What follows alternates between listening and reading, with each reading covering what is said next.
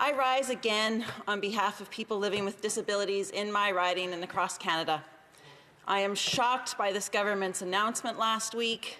They cynically waited until Friday of the Accessibility Week to announce supports for people living with disabilities. That was 12 weeks after the start of the pandemic, 5 weeks after they promised to deliver without delay.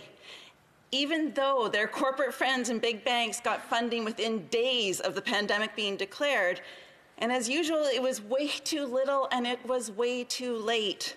Does the minister realize that over 60% of people living with disabilities in Canada will not be able to access these funds?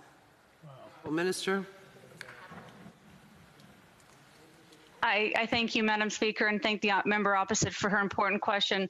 Last Friday was indeed a really important day for our citizens with disabilities. We announced an investment of $550 million to over 1.25 million Canadians with disabilities.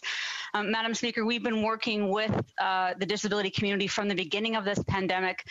We've been careful to make sure that we are supporting initiatives on the ground in local communities, working with provinces to make sure our efforts were complementary, ensuring that as we rolled out initiatives like the student benefits, that students with disabilities were explicitly considered in our measures, and I will not apologize for what we delivered on Friday. Thank you. McPherson. By tying this help to the disability tax credit, the government is intentionally leaving out the poorest people living on disability. Can the minister tell us what percentage of people eligible for the CPP disability tax credit will receive this support? Honourable Minister.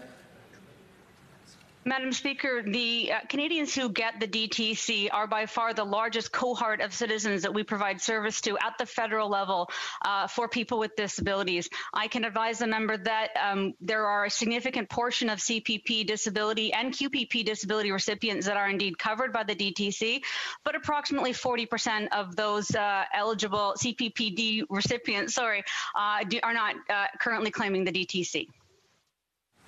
10 seconds, very short. Why is this government so focused on excluding people instead of helping as many as possible? Will this government finally put supports in place so that all Canadians with disabilities are protected?